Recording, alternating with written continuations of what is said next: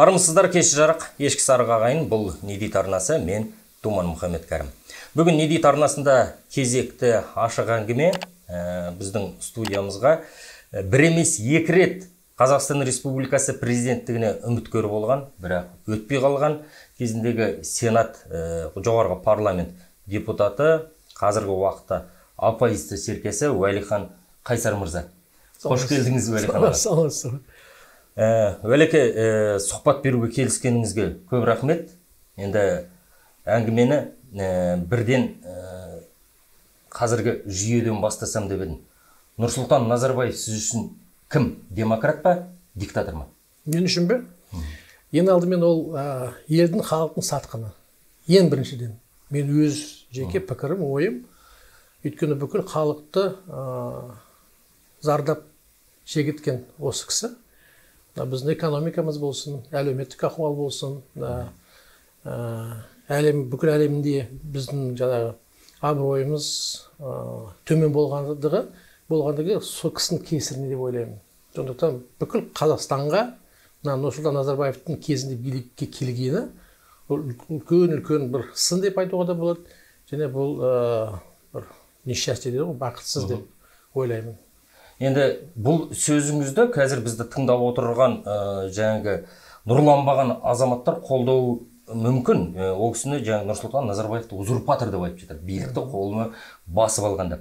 Ал нұрботтар Нұрсұлтан Назарбаев болмаса тәуелсіздік болмайтын еді. Нұрсұлтан Назарбаев болмаса экономикамыз көтерілмейтін еді. Нұрсұлтан Назарбаев болмаса әлем бізді танымайтын еді. Нұрсұлтан Назарбаев болмаса тағысы тағы. Оған не деп жауап бересіз? Керісінше деп айтуға болады. Өйткені біз Нұрсұлтан Назарбаевтың кесірінен қаншама жыл Кеңес одағының кезінде біз тәуелсіздік алмай жүрдік. Кеңес одағы ыдыраған кезінде, құлап қалған кезінде ең соңғы республикамыз Қазақстан болған тұғын. Өйткені Назарбаев Кеңес одағын сақтауына бүкіл күшін бәрін салды. Өйткені ол Қазақстан тәуелсіз болсын деген үміт болған жоқ ол кісіде. Сондықтан біз тәуелсіздік керісінше Назарбаевтың іс-қимылына қарсы болып біз алып алдық. Ол бізге билікті Назарбаев тәуелсіздікті алғысы келмей отырып, бәрібір тәуелсіз ел болдық, е? Иә, тәуелсіз алғысы да келмеді ол кісінің. Қазақстанға, қазақтарға тәуелсіздік беруге ол көп нәрсе жаңағы несін өзінің кедерін келтірді. Сондықтан ол біздің тәуелсіздігіміз, ол Назарбаевтың жаңағы заслуғы емес. Ол тарихтың сондай процестердің болуына байланысты болып қалды. Дұрыс айтасыз, сөзіңіз дәлелді болсын. Осы жерде қымбатты ағайын, мына Нұрсұлтан Назарбаевтың кезінде, Кеңес одағы кезіндегі Мәскеуде, Кремльде мінберінде тұрып сөйлеген сөзін тыңдаңыздар. Одан кейін мынау Алматыдағы алғашқы мәжіліс бұрынғы жоғарғы кеңесте сөйлеген сөзін тыңдап көрсеңіздер болады. Нас крайне беспокоит усиливающиеся в стране сепаратистские центробежные тенденции гражданского согласия, интеграции национальных интересов, о которых так часто говорит Михаил Сергеевич Горбачев, люди пока не ощущают. Наоборот, в различных регионах вспыхивают междоусобицы и льется невинная кровь. Народы Союза СССР ждут от своего президента реальной защиты и установления законности действенных мер по укреплению правопорядка и дисциплины.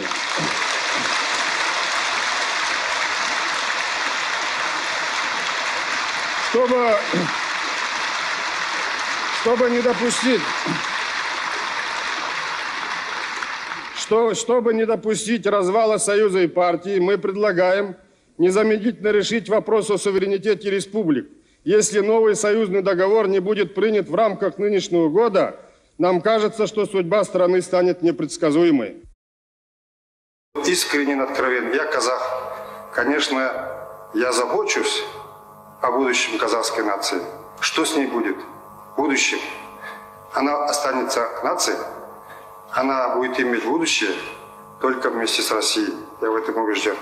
Мы экономически выживем, а вот стратегически, политически, на далекое будущее, ради наших детей и внуков, да, мы состояться, казахи как нация, как казахское государство не может без единения с Россией, с русским народом. Я верю, что будет Россия единая, целое, сильной государственностью, демократическое. С этой Россией будет и Казахстан. Қадірменді ағайын, осы жерде мен сіздерге бір-екі өтінішімді жеткізсем деп едім. Өздеріңіз білесіздер, не дейді, арнасы ешқайда жұмыс істемейді. Ешқандай саяси партияның немесе биліктің шашбауын көтеріп жүрген жоқ. Біздің демеушіміз бар, ол сіз. Сіздерге ыңғайлы болсын деп, не дейді, арнасы Каспий Голд есеп шотын ашып қойды. Ал егерде шетелде отырсаңыз, шетелде жүріп те қазақ оппозициясына, қазақтың тәуелсіз журналистикасына өзіңіздің қол ұшыңызды бере аласыз. Сіздер үшін біз PayPal және Donat жүйесін ашып қойдық. Бізге камера керек. Ол камера арзан емес. 1.800.000 теңге. Оның ішінде штативі, микрофоны, тағы басқа дүниелері бар әрине. Бұдан бөлек ноутбук керек. Ноутбуктан бөлек тағы да студияға қажетті жабдықтар қажет.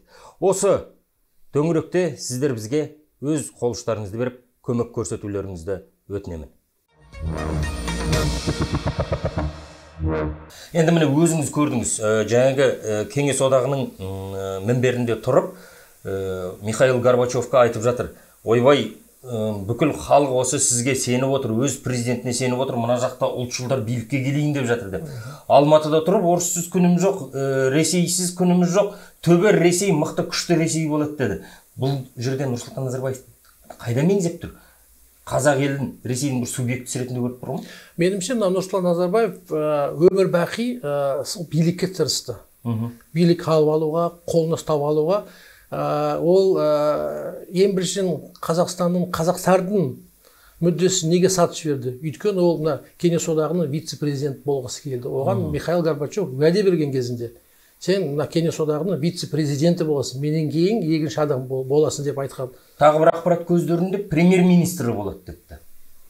Енді оны мен айта алмаймын, бірақ вице-президент ол анық. Ол жаңағы анық факт, тарихи факт. Сондықтан ол одан ешқайда қаша алмайды. Сондықтан сол өзінің несін вице-президент болу үшін, өз үшін мүддесін, өзінің лауазым алу үшін ол қазақтардың несін мүддесін мүлде қараған жоқ. Тек қана сол өзінің неге таққа ие бола аламын ба деп. Яғни ол саяси карьерасын ойлады, жоғары көтерілгісі келді. Ол саяси карьерада емес, ол саяси сатқындық деп айтуға болады. Еліне сатқындық. Еліне сатқындық, иә. Сондықтан бұл Назарбаевтың біздің тәуелсіздігімізге ешқандай жаңағы өзінің үлесі жоқ.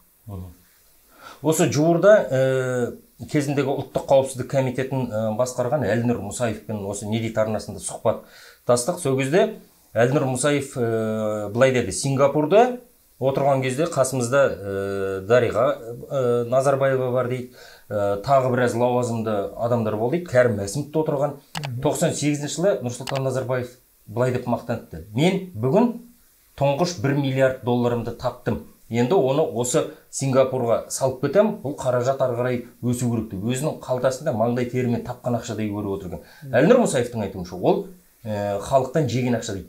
Сізде Әлнұр Мұсаевтың алдында да саясатта жүрдіңіз ғой, Алматыда да болдыңыз, осы Алматыны, Астананы Алматыдан Астанаға көшіргенде де болдыңыз, бұрыннан келе жатқан тәжірибелі саясаткерсіз. Бұл саланың жілігін шағып майын іштіңіз. Нұрсұлтан Назарбаевты Әлнұр Мұсаев айтады: оның аңсағаны тек ақша еді дейді. Қаншалық рас? Ол 100% онымен келісем, тіпті оған дәлел де бар.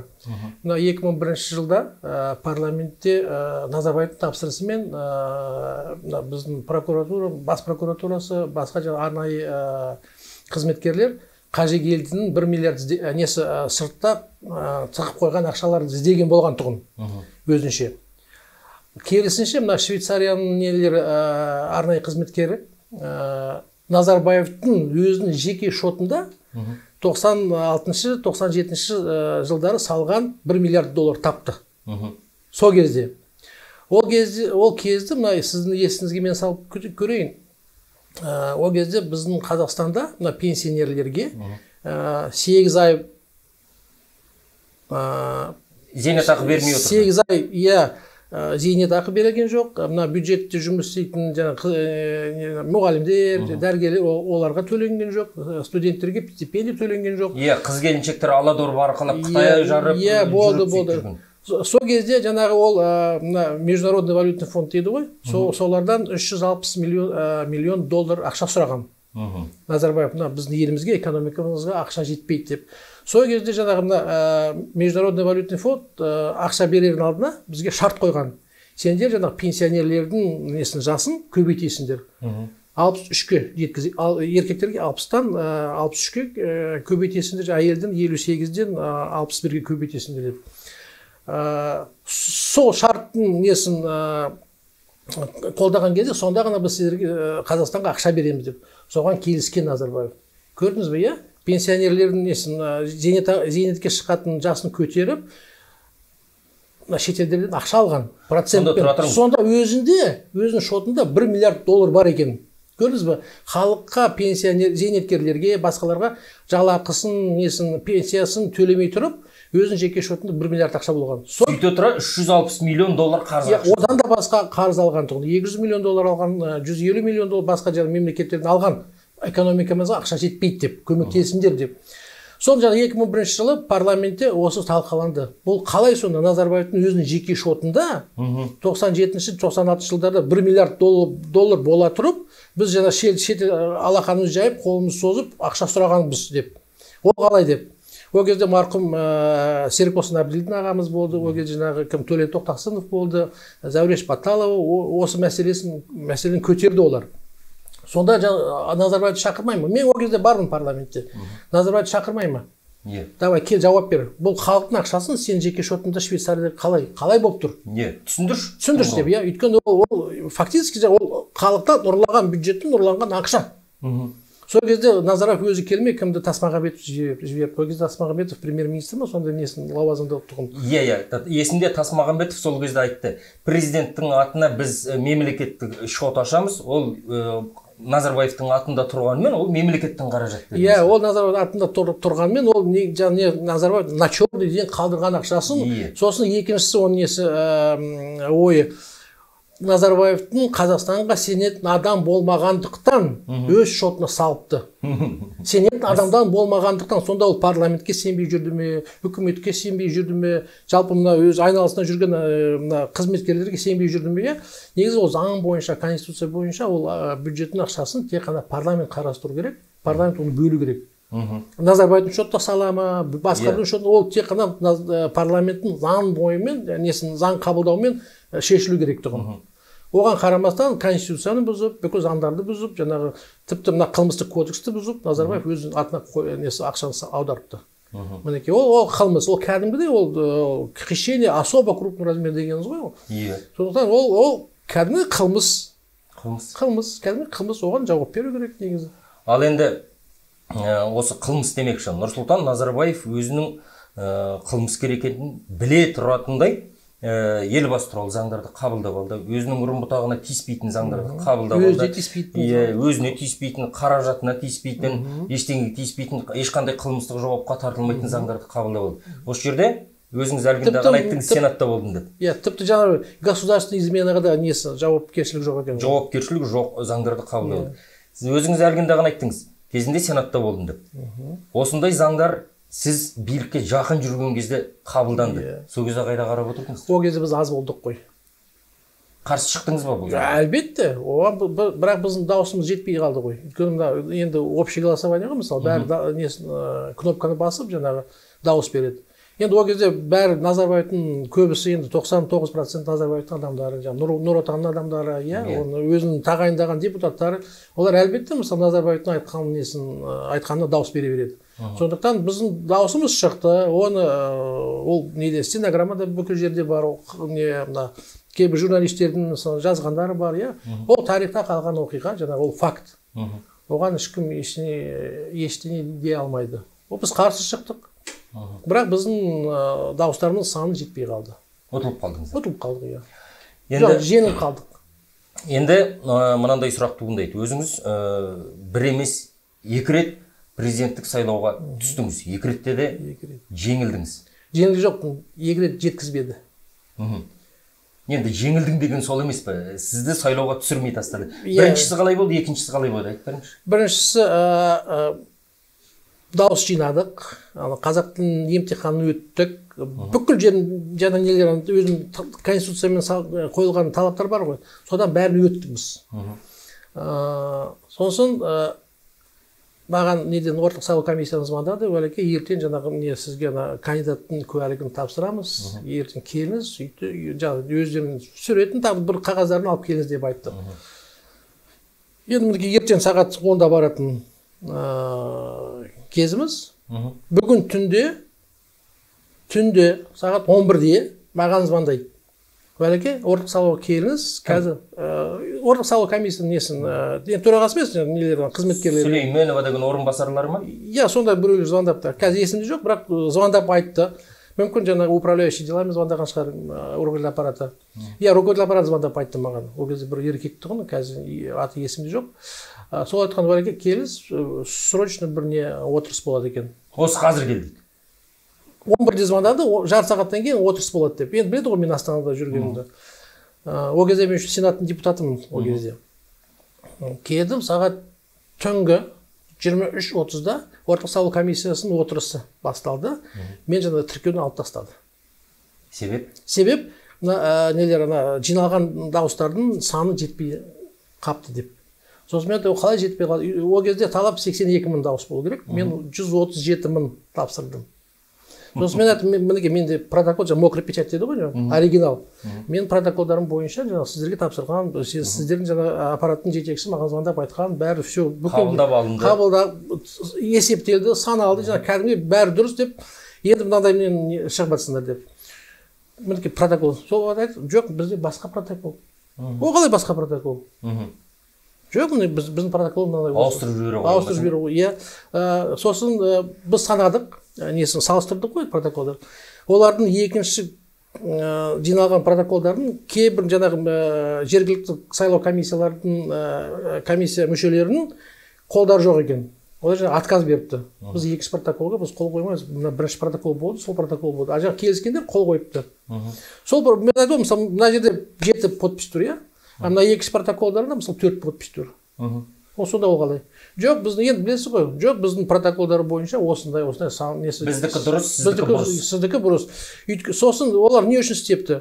Мына соңғы 2 күн ішінде сайлаудан алып тастауға да, қайттан кіргізуге де болмайды екен адамды. Сол соңғы 30 минуттың ішінде мен ешқандай шағымдау үшін, мысалы, жоғары сотқа, басқа жерде нелерге үлгермеу үшін, мінекей жарты сағаттан кейін қазір уақыт бітеді. Мысалы, қайтадан енгізу үшін. Сол күткен ғой жаңағы 30 минутты. Сол 30 минуттың ішінде мен неден тіркеуден алып тастады. Не деген сайқал ойын, ә? Иә, ал екінші кезінде түскен кезде олар мені қазақ тілінен өткізбей қалды. Иә. Соған мен таң қалдым, сіз қазақ тілінен өтпей қалдыңыз, бірақ ол кездегі кім кеден одағындағы Қасымов, Ғани Қасымов мырза, ол кісі өтіп кетті емес бұл, бір ауыз қазақша білмей. Қалай? Иә. Сосын мен екінші кезде маған несін түскен кезде мен айттым, сонда қалай бірінші рет сіздер мен қазақ тіліне өткіздіңдер, иә? Қазақ тілін жаңағы бәрін білесіз, сөйлей аласыз, жаңағы түсінесіз, өз ойыңызды жеткізе аласыз деп, сонда мен шешіммен қабылдады бірінші кезде. Екінші кезде енді мүлдем басқаша айтып отырсыздар. Сосын кім айтады, лингвистік комиссияның төрағасы кім, Жолдасбек Мырзатай. Жолдасбек. Сосын айтты, Уәлеке, енді біз бәріміз түсінеміз ғой, енді сіздің қазақшаңыз ақсандап жүрді, анау деп айтып отыр. Мен сосын айтады, егер сіз маған сәл ертерек келген кезде, иә, мысалы, менен ақыл кеңес сұрағанда мен сізге бәрін түсіндіріп айтар едім деп. Ой, Уәлихан бауырым, өзің кінәлісің бәріне деді ғой. Иә, сосын мен айттым, Мырзеке дедім мен, сізден ақыл сұрауға келіп болатын еді. Бірақ менен кейін менен бұрын кімді Ғани Қасымовты өткізгеннен кейін мен сізден қандай ақыл сұраймын? Бір ауыз сөз қазақша сөйлей алмайтын, жаза алмайтын, иә? Тіпті оған қазақша сөйлесеңіз де түсіне алмайтын адамды сіз өткізіп жібердіңіз деп. Одан кейін сізден қандай ақыл сұрауға болады деп айттым. 70 жыл жинаған абыройыңызды сіз 7 минут ішінде төгіп тастадыңыз шелекпен. Қасықпен жинаған абыройыңызды шелекпен төгіп тастадыңыз дедім ғой. Сол кісіге. Ұялды ма? Неге өйтіп айтасыз? Енді Ғани Қасымов қазақша өлең айтып бер деді. Мен қазір сізге өлең мен домбыраны тартып шертіп берейін қазір мен. Күйді айтып жіберейін мен сізге керек болса. Иә. үндемей қалды ғой. Нағыз қазақ емес, домбыра деп көрсетейін дедіңіз ғой. 7 адам лингвистика комиссияның 7 адамы мүшелері, сосын кім Ләззат Сүлеймен отырды, жаңағы орталық сайлау комиссиясының мүшелері де бәрі отырды сол жерде. Керек болса мен қазір домбыраны шеріп күйді айтып берейін, керек болса. Сізді жаңағы қазақ тілі емтиханынан құлатқаны менің есімде. Мен ол кезде ұлттық арнада журналистпін. Мырзатай Жолдасбековке бізде ол сұрақты қойғам. Сол кезде ол кісі айтты, жаңағы Ғани Қасымов уәде берді, біз оның уәдесіне сендік, Абайдың өлеңін оқып берді, Абайдың әнін айтты, бәріміз керемет тәнті болдық, риза болдық деп беті бүлк етпей айтқан. Сол кезде біз журналистер арамызда осы Уәлихан Қайсарды неге өткізбей қалды деп енді талқылаймыз ғой. Сол кезде мынандай пікір қалыптасты барлығымызда. Сіз ол кезде жассыз, артыңыздан жастар көп ереді. Мына билікте де сол кездің өзінде Нұрсұлтан Назарбаевтан шаршаған саясаткерлер көп. Бір жаңаруды күтіп отыр. Уәлихан Қайсаров жеңіп кетеді деп қорықты, сосын өткізбей қойды. Солай ма? Солай, әбден солай. Оған қандай дәлеліңіз бар? Біз енді журналист пікір пайымдадық. Ал сізде дәлел бар ма? Ол кезде ол 2001 жыл ғой, 2011 жылы Назарбаевтың тақта отырған уже 22 жылдан асып кетті. Халық шаршады. Мына әлеуметтік ахуал өте нашар болды, экономикамыз ыдырап кетті деп айтуға болады, бағалардың мүлдем өсіп кетті, сондықтан халық, жалпы халық Назарбаевтан шаршады. Бұл шалдан шаршады. Шал кет деген қаншама митингтер болды, шал кет деп сол кездері ғой. Қаншама адамдар шаршады. Назарбаев өзі шаршатты. Өзі шаршатты. Сол олар енді Назарбаев айналасында жүрген енді бас істейтін адамдар да бар шығар. Солар айтқан ғой. Егер мына адам қазір өткізсе, бітті халық соны еріп кетеді деп. Енді мен өзім сондай ойымдамын, және мен қасында жүргендердің бәрі ой сондай бір жерден шықты. Яғни олар бізде билік негізі фальсификацияның шебері ғой. Бір бюллетенге 10 бюллетен лақтырып, сондай неше түрлі дүниелерді жасайды. Сол фальсификацияны жасағанның өзінде Уәлихан Қайсар өтіп кетуі мүмкін деп қорқып. Өйткені олар қорықты, мен халықты көтерем деп. Мен алдын ала айтқам, егер осыдан сайлаудың фальсификациялар бар болса, халықты көтерем. Халықты көтерем. Ал енді сізді тіркемей қойғанда неге көтермедіңіз? Ол ресми түрде ғой. Мен не деп барам? Халық артыңыздан ермейді деп ойладыңыз ба? Енді, мысалы, біздің халық көбісі законопослушный еді ғой, мысалы. Егер тіркелмеген кезде, ол халық ойлайды, біздің дауыстарымыз ұрлап алды деп. Ал тіркелмеген кандидатқа, мысалы, қалай дәлелдеп бере алады? Ұрлап алды деп. Оны, мысалы, кейін түскен адамдар, мысалы, Қосанов сияқтылар, халықты алаңға шақырып, халықты еріп кету керек еді. Бірақ олардың шамалары, рухтары жетпеді. Ана Әміржан Қосановты еске алып отырсыз. Шынымен, ол кісі отылдым деп өзім мойындап Тоқаевты құттықтамағанда, егерде әділетсіз өтті сайлау, көшеге шығыңдар десе, бәрі шыққалы дайын отыр еді. Кезінде Жармахан сонда несі возможность болған, мүмкіншілік. Бірақ Жармаханда 2005 жыл жаңағы сайлаудан жеңіліп қалғаннан кейін, ол неге демалысқа кетіп қалған. Дәл солай кім Қосановты істепті. Сайлаудан жеңіліп қалғаннан кейін келесі күні кетіп қалды. Халықтың көзіне көрінбей, жаңа өздері енді қашып кетті деп айтуға да болатын шығар. Енді өзіңіз естіген боларсыз, әлі де саясатта жүрген азаматсыз ғой. Осы жақында мынандай қауесет тарап жатыр. Әтей жіберген қауесет пе? Жоқ, әлде рас па, о жағын білмеймін, дегенмен бөлісіп отыруымыз керек шығар. Жақында Тоқаев биліктен кетеді, президент сайлауы өтеді деп жатыр. Мәжілісте тарайды, Сенатта тарайды дегенде әңгімелер жүріп жатыр. Егерде бұл қауесет емес, шындық болып жататын болса, президенттік сайлауға түсесіз? Әлбетте. Бірақ мен осы мына тақау арада сайлау болады деп мен ойда жоқпын. Өйткені мына Тоқаев... Яғни бұл таратқан қауесет әкей, Әлбетте. Өйткені мына Тоқаев 2019 жыл сайланды ғой. Сайланғаннан кейін, одан кейін келесі күн әңгіме шықты ғой. Енді бір жылға жеткізбей қайтадан сайлау болады. 2020 жыл өтті. Одан кейін 21 жылдың басында көктемде болады деп сөз болған. Одан кейін жазда болады деп сөз болған. Одан кейін осы жылдың октябрьде болады деп. Енді келесі жылдың мартында болады деп. Ол үнемі бола беретін әңгіме. Дегенмен қазақ айтады, жел соқпаса шөптің басы жыбырламайды. Олар желді өздері шығарып отыр ғой, президент әкімшілік. халықтың жаңа несін ой пікірін білу үшін иә халық не істейді екен қалай несін қабылдайды екен осы жаңалықты жаңа несін саяси жаңа несін тыншы ғой түртіп көріп отыр. Иә тамырын басып кішкене. Ал жақсы 2022-де сайлау болмады дедік. Енді 2025-те 24-те негізі заң бойынша иә. Заң бойынша 24-ке президенттік сайлауға түсесіз бе? Әлбетте, бірақ мен ойым сайлау 23-ші жыл болады. Тоқаев кетеді, өйткені ол неліктен ондай осындай ойға мен келдім. Өйткені Тоқаевтың бүкіл жаңа өзінің қабылдаған жарлықтары, я заңдары, олардың бәрі көбісі 23-ші жылы күшіне енеді екен. Сонда мен ойлап отырмын, Тоқаев енді өзінше жасаған реформалар 23-ші жылы енгу керек. Жүзеге асыру. Иә. Сондықтан мен ойлап отырмын, бұл Тоқаев 23-ші жылын бәрін қалдырып, өзі сол жыл кететін шығар деп ойлаймын. Мінекей сіз көпшілік байқамаған мәселелердің барлығын байқап отырады екенсіз. Яғни Қасым-Жомарт Тоқаевтың қол қойған жарлықтарын түгел 2023-те өзгерістер яқы. Мен кеттім деген кезде, сол 23-те күшіне енген кезде ол орнынан кетеді дейсіз. Енді ол мен өзім жаңағы сарапшы ретінде жаңағы ойым сондай болып тұр да. Ал Тоқаев кететін болса, Нұрсұлтан Назарбаев келесі президентке кімді тағайындайды? Енді оған дейін Назарбаев тірі бола ма, тірі болмай ма, ол екі талай. Өйткені былай қарасаңыз Назарбаевтың денсаулығы да нашарланып кетті. Соңғы кезде сондай қауесет тарап жатыр. Иә, енді ал бірақ демек осы күн өзінде жаңағы мына бірнеше кландар бар ғой. Олардың бір-бірімен жаңағы күрес басталды. Ол байқалуда. Олар бір-бірімен жаңа күрес басталып жатыр. Кландар күйеу балалары, жиендері. Кәрім Мәсімовті бар, тіпті Тасмағамбетовті кішкене былай қозғалыс жасап отыр. Бізде өзі неше клан бар? Жалпы 9 клан. 9 клан. Жалпы 9 клан. Атап өте аласыз ба? Жоқ, оны айта алмаймын, өйткені ол не ғой? Ол өзім тек қана ойым ғой, ол қателесу мүмкін.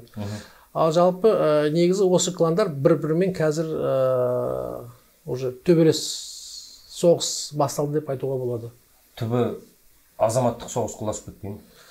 Азаматтық соғыс, бірақ бұл билік бар ғой, иә, егер осы бүгінгі таңда болса, ол қан төгіс болмай, бұл билік өзгерілмейді.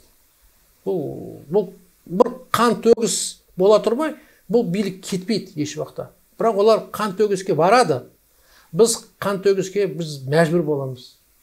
Баруға мәжбүр боламыз. Құдай сақтасын. Құдай сақтасын, бірақ демек біз мына жан-жақта көріп отырмыз, мына Қырғызстанда болды, Өзбекстанда болды кезінде, иә, Грузияда да болды, Украинада да болды, иә, қаншама Арменияда да болды мысалы, иә. Бұл билік әбден жоғарыда отырған әбден билікті тақты басып алды, иә. Олар қарусыз бұл билікті ешкімге бермейді. Бергісі келмейді. Өйткені бұл билік олардың жаңағы өмірдің кепілдігі. Егер бұлар бұл биліктен айырылып кетсе, бәрі құраймыз деп, сотталамыз, атыламыз деп, неден өзінің капиталдан айырылып қаламыз деп, содан қорқып жүр олар. Олар негізі халықтың болашағын алаңдап отырған жоқ. Алаңдап отырған жоқ. Бұлар бәрі жаңа өзінің тек қана өзінің жеке мүддесін, өзінің пайдасын ойлап отырған адамдар ғой бәрі. Енді біз оны көріп отырмыз, қанша 30 жылдан асып кетті ғой. Халықты ойлап тұрған билікті мен осы күнге шейін мен көрген емеспін. Керісінше мына Кеңес одағында, иә, Кеңес одағында жалғыз коммунистік партия болды ғой, иә. Тіпті оларды қазіргі Нұр Отанмен салыстырған кезде, иә, коммунистік партия тіпті енді әулие деп айтуға болады.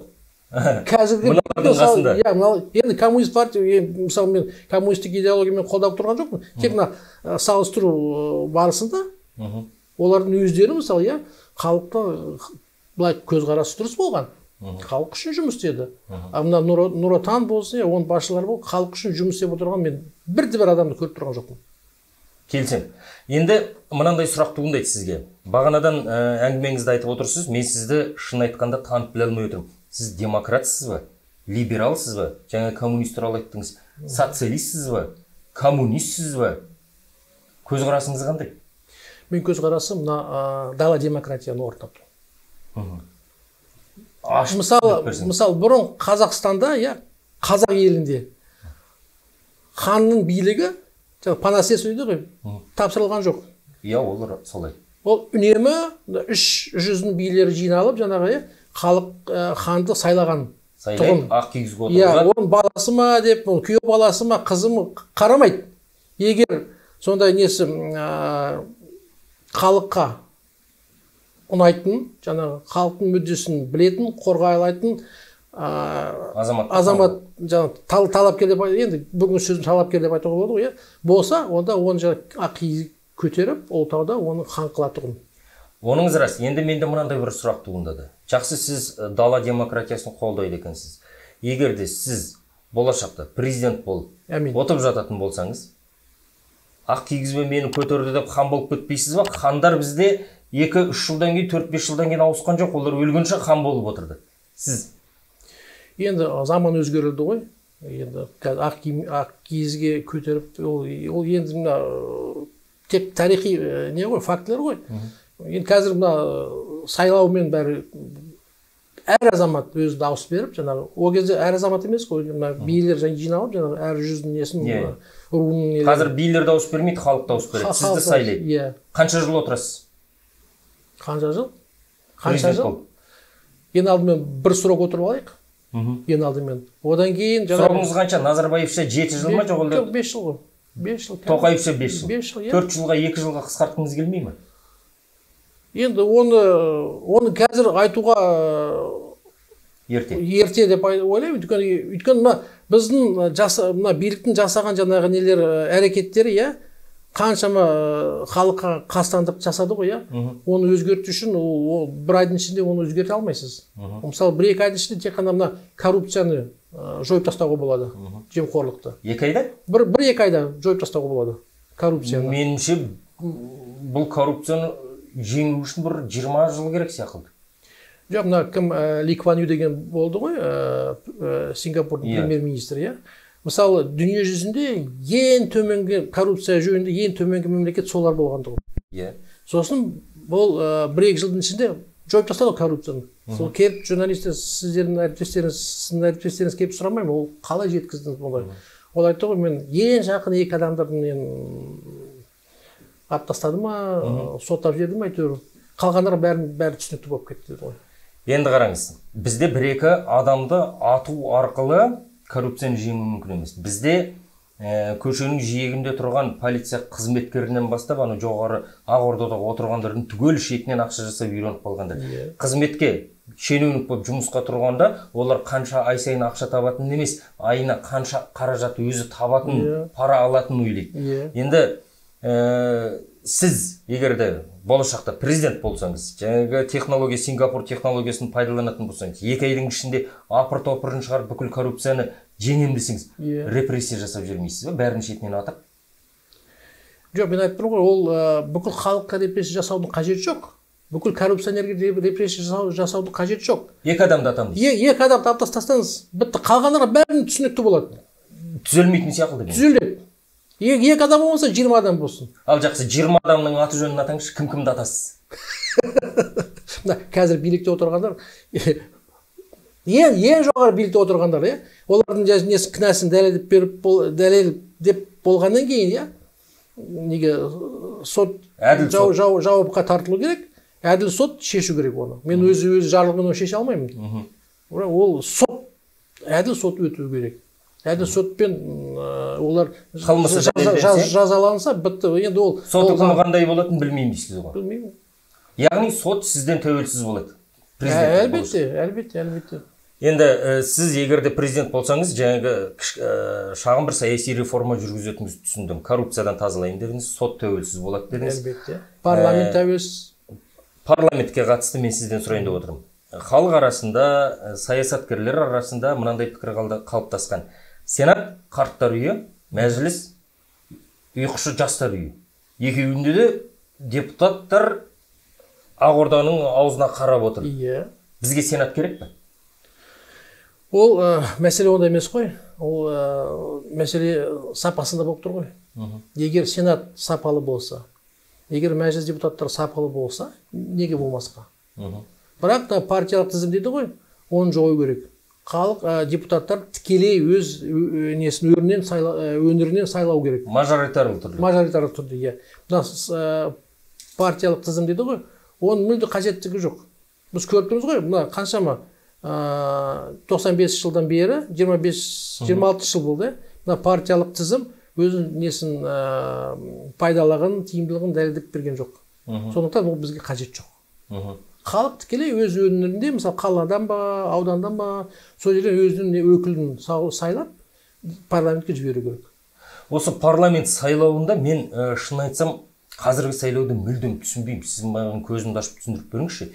Неге біз партиялық тізіммен сайлау өткізеді екенбіз? Ол партиялық тізімде бірінші, екінші, үшінші орын алғандар біз таңдамаған адамды өздері отырғыза салу керек екен. Ол қалай? Мұндай сайлау қайда бар? Сол мен айтып тұрмын, ол дұрыс емес. Дұрыс еместігін өз дәлелдеп беріп отыр. Өйткені мына партиялық тізімін партияның төрағасы өзі, мысалы Назарбаев болса, өзі жеке немен ручкамен, қолмен жазып береді. Тізім анау өтсін, мынау өтсін, мынау өтсін, мынау өтсін. Үндемей отыратын саясаткерден 2-3, 1-2 әнші, 1-2 боксшы. Және де мына кандидат ретінде өзі тағайындайды. Партия өтіп болғаннан кейін тағы да олардың ішінен кімді жіберетінді тағы да өзі тағайындайды. Сондықтан мына қалған Нұр Отанның басқа қалған партиялар сателлит партия дейді ғой, иә. Жаңағы дочерний фирма, предприятиялар ғой. Филиалдары. Филиалдары. Оларды бәрі Назарбаевқа байланысты. Ол тәуелді. Назарбаев кімді өткізіп жібер дейтін болса, сол адам сол партия өткізіп жібереді. Яғни парламентте 3 басты аждаһа отыр. Ол Нұр Отан, жаңағы Ақжол, коммунизм бар. 3 басты аждаһа. Енді айдаһардан 3 бас болғанымен көтен біреу ғой. Ой бір жерден шығып отыр ғой бәрібір. Шешім бір жерден, библиотекадан бәрі шығып отыр ғой. Енді шындығы керек, мен осы блогерлықпен айналысқалы бері менің де дос жарандарым бар. Ақорда болсын, үкімет болсын, Нұр Отанның ішінде де бар. Мен таңғалам. Жүйенде жұмыс істейтін азаматтардың өздері қазіргі жүйені ұнатпайды. Демократияны оларды аңсап жүреді. Қалай ойлайсыз? Бұл нұр жүйенің өзі қарсы болатын болсын, неге жеңіп кете береді бұлар? Мен сізбен толық келісем. Өйткені мына Нұр Отан өзі болсын, басқа партиялар болсын, мына ішінде жүрген қызметкерлер болса, мына қатардағы мүшелер болсын, олар бәрі наразы. Бірақ амалсыздықтан өзінің карьерасын жасау үшін, бала шағын асырау үшін, несиесін төлеу үшін, балаларға ешкім тиіспесін деп сондай оймен олар мәжбүр болып келісуге де мәжбүр, сол партияның ішінде жүруге де мәжбүр, олардың саясатын жүргізуге де мәжбүр болып тұр. Сондықтан оларда ренжісі жоқ. Өйткені ол қарапайым, біз сияқты, сіз сияқты, мен сияқты қарапайым елдің азаматтары. Оларды мәжбүрледі, оларды зорлап жұмыс еткізіп жатыр. Сонда оларды осыдан, мынандай шынжырдан босату керек. Олар бәрі бостандықты аңсап жүрген адамдар ғой. Тек қана билікте отырған, олар полициясын пайдалана отырып, прокуратураны, сотты пайдалана отырып, оларды жаңағы қорқытып, оларды зорлап, өзінің шеңберінде ұстап отыр. Ешкім жан-жаққа жібермейді. Ал енді мынандай сұрақ болады. Егер де олардың түгелі шетінен қорқақ болатын болса, бірақ нұр жүйені іштей жек көретін болса, келесі президенттік сайлау 24-те өте ме, 23-те өте ме, 25-те өте ме? Бүкіл партиялар таратылады. Сіз қалай ұтамын деп отырсыз, егер де олардың барлығы қорқақ болатын болса? Тағы да фальсификация жасап Уәлихан Қайсар ұтылды дейді ғой. Жоқ, енді дауыс берген кезде, урнаға барған кезде, мысалы, ешкім қарамайды ғой. Ол біріншіден. Екіншіден, халықтың бүкіл жаңағы сол Нұр Отан мүшелері емес қой. Нұр Отанда ресми статистика бойынша қанша 1 миллион адам бар ма, жоқ па, бірақ оның ішінде 90% бәрібір қарсы сол Нұр Отанға. Олар жаңағы дауыс берген кезде, неге сайлау учаскеге барып, өздерінің несін, пікірін, өзінің дауысын ешкімге білдіртпей урнаға салады. Мысалы, мен орталық сайлау комиссияның бір мүшемен сөйлестім. Ол айтты, былай деп айтты. Мен айттым, негізі бүгінгі жүйеде, бүгінгі таңда ресми түрде жеңуге бола ма деп сұрадым. Болады деді. Ал қалай ше деді, фальсификациялар ше деді.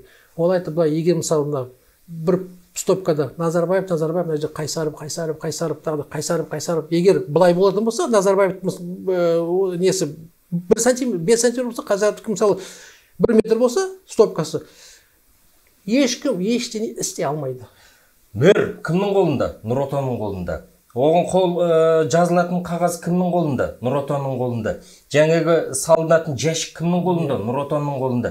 Олар жәшікті алып тастап Уәлихан Қайсарды жәшігімен қосып, орнына Нұр Отанның жәшігін қойып қоя салмайды. Мүмкін емес. Ол мүмкін емес. Өйткені 90% халық мысалы, маған дауыс бер дейікші, олар қорқады. Бұл адам ертең қазір несін талқан шығарады сол учаскеден. Қорқады. Мен сізге кейінгі мысалы келтірейін. 5 адам жиналса да қорқып жүрген билік қой қазір. Қорқпайды. Қараңыз. Күні кеше ғана Ресейде жаңағы мемлекеттік думасына сайлау өтті. Ресми Кремльдің өзі де мойындайды. Деректерге сүйенсек, Единая Россияның рейтингісі плинтустен төмен. Путиннің рейтингісі 20%-дан сәл ғана асады. Бірақ Единая Россия 59% дауыс жинап, 54% дауыс жинап отып кетті ғой. Бізде де Нұр Отан салады. 96 емес қой. 90 да емес. Дегенмен өтті ғой. Яғни Путиннің билігі әлі 5 жыл отырады. Мен басқа сізге, ал егер қазір мысалы осы сайлауға Навальный түскен кезде, егер Навальный 90% алса, халық шығушы еді? Шығушы еді. Ресей шығушы еді. Қазақ 86 жылы шықты. Коммунистік режимнің өзінде қазақ шықты. Қазақ бір көтерілсе, бітті, талқан шығарады. Бүкілін талқан шығарады. Қазақ шығуға дайын, бірақ серке жоқ. Серке жоқ. Сіз дайынсыз ба? Әлбетте, неге жоқ? Егерде президенттік сайлауға түсіп жатсаңыз, тағы да сізді ұтылды десе, Әміржан Қосанов, Жармахан Тұяқбай сияқылды құттықтап шыға келесіз ба? Жоқ әлде қасықтай қаныңыз қалғанша алысуға дайынсыз ба? Жаңа өзі айтқанда 70 жыл қасықпен жинаған абыройды 7 минуттың ішінде шелекпен төгетін мен жоқпын. Уәлеке, сізге Ақорда келеді. Айтады, 5 миллиард долларды алды, Америка Құрама Штаттарына барды, немесе Швейцарияға барды. Жат, шалқаңмен түсіп. Мен ол 5 миллиардпен мен істеймін. Кім біледі? Тоқал аласыз. Тоқал алам десең, қазір алам. Бірақ, мысалы, адамдардың көбісі, әсіресе бүгінгі таңда сайлауға түсетін адамдардың, олардың ой пікірі қалай? Қандай? Билікке жету үшін. Билікке алып алсам, қалтама салып алсам, билікті пайдаланып алсам бекен деп, олардың мақсаттары сондай болып тұр. Ал біздің мақсатымыз, менің мақсатым, басқаша, халықты өзгерту. Бітті. Бүкіл конституцияны өзгерту.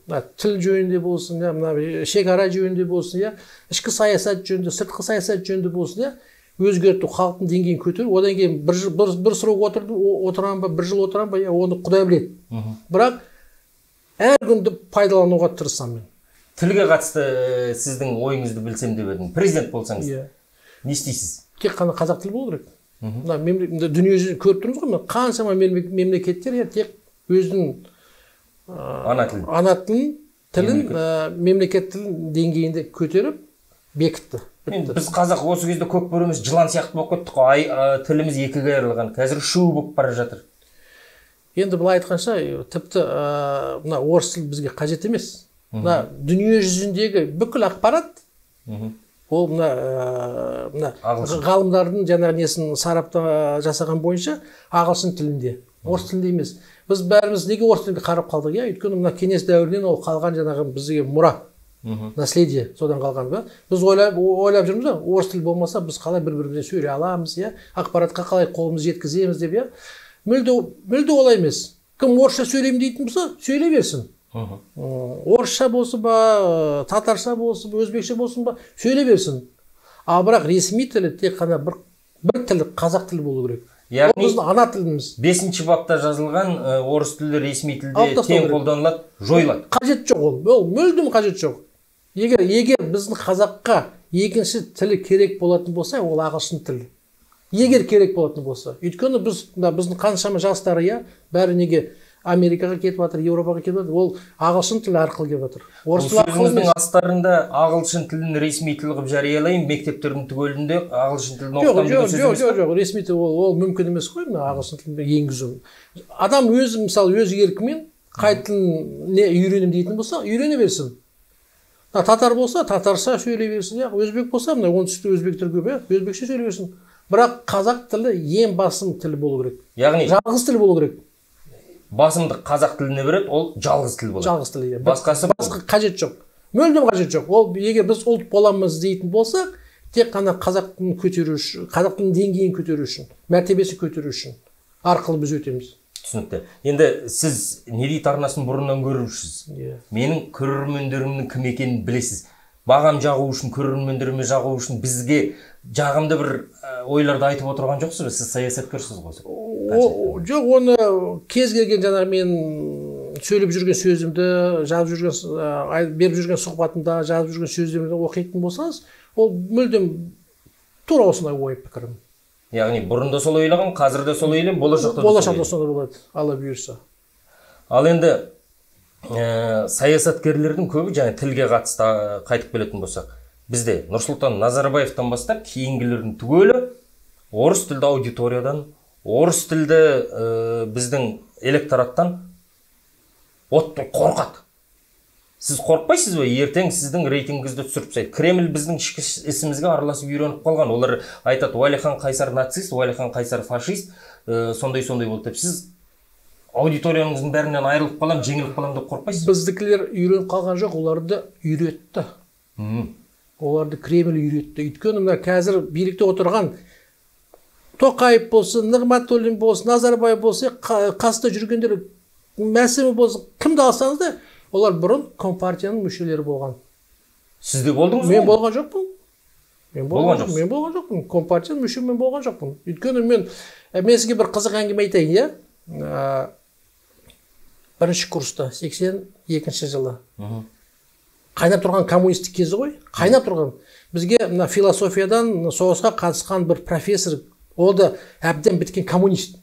Профессор, кафедраның заведующий меңгерушісі болған, иә. Философия дәріс берді. Сонда енді бір дискуссия болады ғой. Сонда мен айттым, енді қайдан шыққан сөз қазір айта алмаймын, қандай әңгімеден. Бірақ мен тұрып айттым, мына коммунистік идеологияда болашақ жоқ деп айттым.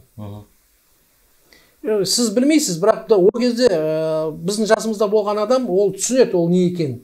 Ондай сөз айту үшін сразу алып тастайды адамды. Мені сразу қуып шықты ғой лекциядан. Бірінші курста. Неге білмеймін? Білем, мен де қазір 43-темін. Жоқ, коммунистік кезін білмейтін, өзіңізден өткен жоқ ол кезі. Өтті. Мен 95-те мектеп бітірдім. 82 мен айтып тұрмын. 82 жылы. Ал 80-ші жылдары Брежневтің заманы. Мен 8-9 жасымда әкем Семейге оқуға барды. Тарихи факультетке оқуға. Сіз 9-да болған еді. Иә. Әкемді оқуға, әкем негізі мектепті алтын медалға бітірген білімді жігіт. Оны жоғарғы оқу орнына қабылдамай қойды. Неге? Қазаққа жоғарғы білім керек жоқ, сен шабанның баласы бардым ауылға мал бақ деп сөйтіп қоя берді. Сөйтіп қағазына жазып берген, сол қағазды жоғалтып алдық. Сол қағаз болғанда шіркін міне көрсететін, мына сенің Путиннің қандай красавчик екенін көрсететін. Мінекей олар жаңа әңгімеге қайтып орап келсек, иә. Сол біздің жаңа жоғарыда отырғандардың бәрі бұрынғы коммунист партиясының мүшелері, иә. Олардың бәрі сол Кремльге барып жауап берді, тапсырма алып жүрді, иә. Солардың айтқан сөзімен мемлекет басқарып жүрді, енді региондар басқарып жүрді. Солардың саясатымен, солардың сөзімен, солардың тапсырысымен жүрген адамдар. Олар осы шеңберден шықпай отыр. Шыға алмайды да. Шығамыз десе де шыға алмайды. Өйткені олардың менталитеті сондай орысшыл болып кетті. Әбден орысшыл болып кетті. Орыс бастық, орыс бізге би деп олардың айтқан. Құлдық сана. Құлдық сана. Дұрыс айтасыз, құлдық сана. Сонда олар орыс тілді халықтан қорқады. Орыс тілді халықтан қорқады. Сіз қорқпайсыз ба? Негізі қорқуды қажет жоқ. Мына жалпы жаман халық, жақсы халық жоқ. Мына кейбір халықта мына нелер бар, жаңағы енді нашар адамдар болады, иә, қылмыскер адамдар болады, бірақ оны жаппай бүкіл халыққа оны жабуға болмайды. Жалпы орыс халық мезгеден, иә, жалпы орыс халық бізге көрші халық. Ол біз ол ұнатамыз ба, ұнатпаймыз ба, иә, ол ұнамаймыз бізге, ол көрші, құдай көршіміз. Құдай көршіміз, иә, бітті. Орыс бізге көрші, Қытай бізге көрші, өзбек бізге көрші, иә, қырғыз бізге көрші. Бітті. Ол жаңағы жер шарында қалыптасқан шекараларымыз. Сыйласайық, кел қонақ бол, етіңді же, қымызыңды іш, бірақ менің іске. Бірақ шаңырағыңды біл. Иә, шаңыраққа қара. Шаңыраққа қара. Бұл кім шаңырағы? Кремльдің шаңырағы Ресейде болсын. Ал бізде өзіміздің қазақтың шаңырағы болсын. Уәлихан мырза, сіздің бағанадан бірнеше жауаптарыңызды естіп отырмын. Тілге қатысты, ұлтқа қатысты, өзіңіздің саяси көзқарасыңызға қатысты. Барлығы керемет, тамаша. Мен сізді бұрыннан танимын. Саясат танушылар, мынау жоғарыда жүрген саяси элита Назарбаевтың жүйесінен шаршағандардың барлығы таниды. Бірақ халық сізді танымайды. Неге? Енді ол оған келісесіз бе, халық сізді танымайды? Әбден келісемін, оған ешқандай дау жоқ. Өйткені мына бүкіл бұқаралық ақпарат құралдар бәрі биліктің қолында. Сіз сияқты тәуелсіз бақтар өте аз. Өте аз. YouTube'да отырмыз, оның өзінде көрерменіміз 4-5 мыңнан аспайды. Солай болып тұр, иә. Ал жалпы мына халыққа тұлғаларды, жаңағы прогрессивтік адамдарды көрсету біздің билікке ол жаңағы жат нәрсе. Өйткені олар өздері ғана жақсы. Біздікі дұрыс, біздікі қалғандардікі бұрыс. Біздің идеологиямыз дұрыс, басқалардың ойлары, пікірлер ол бұрыс. Коммунистік жүйеден қалған нұр жүйе. Мысалы, мен сізге бір қызық оқиға айтып кетейін, иә? Әбден коммунист болған, менде бір таныс ақсақал болған тұм, қазір марқұм болып кетті, иә? Қалаларды 20 жыл басқарған коммунистік партиясын, қаланы, қазір орыстар губернатор бізде әкім дейді ғой? 20 жылда 2 қалаларды басқарған, иә? Сосын мен сұрадым ғой, Жұмеке дедім, осы коммунистік қайдап тұрған, иә? Қызыл империясы, иә? Бүкіл билік басып алды, иә? Қолына ұстап алды, иә? Бұл қалай құлады, қалай ыдырап кетті? Бұл несі, астары неде жатыр? Сонда маған оның берген жауап өте ұнады маған. Және мен онымен келістім. Өйткені ол айтты, біздің коммунистеріміздің ең басты қатеміз, біз тек қана өзіміздің ойымыз дұрыс деп ойладық. Қалғандардың ойы дұрыс емес деп ойладық. Біздің саясатымыз ғана дұрыс деп ойладық. Қалғандардың ой пікірлері және ұсыныстар дұрыс емес деп ойладық. Және де біз жалғыз билікті қолыма алған партиямыз болдық. Мінекей осы 3 нәрсе түбінде коммунистік партия, түбінде Кеңес одағының жетті деп құлады, бүкіл мемлекет, империя құлады ғой. Осы 3 себептен ғана деді. Қазірде мысалы Назарбаев менікі ғана дұрыс, Нұр Отандікі дұрыс, бітті, қалғандары бәрі ойлары бұрыс. Мені қолда, мені қолдамасаң сатқынсың. Иә, сатқынсың, иә. Өзі айтты ғой, батыста жүргендердің жаңағы біздің оппозиционерлер бәрі сатқын. Меніңше Назарбаев өзі бірінші сатқын. Оның айналасында жүргендер бәрі сатқын. Мен ойым. Бас кеспек, тіл кеспек дейді ғой. Сондықтан ең басты, ең мықты жау Қазақстанға ол Назарбаев өзінің айналасымен. Нұр жүйе. Нұр жүйе. Олар кетпей, оларды құртпай, Қазақстанда еш өзгеріс болмайды. Болашақта болмайды. Оныңыз рас, мына нұр жүйе коммунистік жүйені көшіріп алған, соларды жалғастырып жатыр деп айттыңыз. Тіпті олардан асып кетті. Бұрынғы Кеңес одағының құрамында болған көптеген елдерде коммунистік режим фашизммен, жаңағы терроризммен тең көрсетіледі. Бізде коммунистер парламентте отыр. Бізде, сіз егер билікке келетін болсан, коммунистер бізде террорист бола ма? Жоқ, әлде сол беті парламентте отыра ма? Жоқ, мен айттым, бүкіл партиялар таралып кетеді. Таратып жібереді бүкіл партияларды. Өйткені олар өздерінің не екендігін көрсетті. Олардың халыққа жұмыс істейтін бір іс-шара болған жоқ. Халық үшін не істеді олар? Түк істеген жоқ. Тек қана өздері үшін ғана, Назарбаев үшін ғана, билікте отырған басшылардың үшін жұмыс жасап жүрген партия ғой. Халыққа жұмыс жасайтын, еңбек ететін, олардың еңбек сіңген жоқ. Сол сияқты ұйымның бірі Қазақстан Халқы Ассамблеясы, ұлттардың несі? Ол вообще керек емес нәрсе ғой. Ол кезде 97 жылы ме, 96 жылы ме, ол арнайы Назарбаевтың өзіне жеке адам ретінде пайдаланылсын құрылған ассамблея. Өйткені ол Назарбаев ол кезде продление полномочий деген ұсыныс шықты, ол жерде кім Мұхамбет Көпей ұсыныс жасады, оны сіздің полномочияңызды қайтадан ұзарту керек. Солай болсын деп, сол үшін жасалған нәрсе ғой. Ол өзінің жұмысын бітірді, енді ешкімге керек емес. Ол кездегі жұмысын жаңа ұсыныс жасады, ал кейін қалды солай. Және де 9 адам парламент ассамблеядан парламентке жаңағы депутат болып президент Назарбаевпен тағайындалады екен. Ал жақсы, мен сіздің пікіріңіздің барлығын естідім. Өзім шын айтқан кезде маған көңіліме қонып отыр, көрермендердің де көңіліне қондауды ойлаймын. Егерде қонды ма, Уәлихан Қайсарды қолдайсыздар ма, жоғалды қолдамайсыздар ма, осы видеоның астына пікір қалдырып отырыңыздар, арнаның сілтемесін таратып отырыңыздар. Енді Уәлике, әлгінде өзіңізді айттыңыз, бізде Нұрсұлтан Назарбаев та басқалар да билікке келгенде қалтамды қалай қампитсам деп сол үшін келеді деп. Сіз өзіңіз айтып отырсыз, менің арманым ақша емес деп. Қазір бай адамсыз біз? Жоқ. Неңіз бар? Басыңызда шаңырағыңыз, зауытыңыз, шетелде Швейцарияда есепші отыңыз, қанша миллиард долларыңыз бар? Сенатта 6 жыл отырдым ғой, иә? О кезде баюға мүлдем возможно шама болды ғой. Тіпті миллионер ба, миллиардер деп шығуға болатын еді. Бірақ менде бір үйім бар, бір пәтерім бар, бір машинам бар, бітті. Кредитім бар, 5 кредитім бар. Неше тоқалыңыз бар?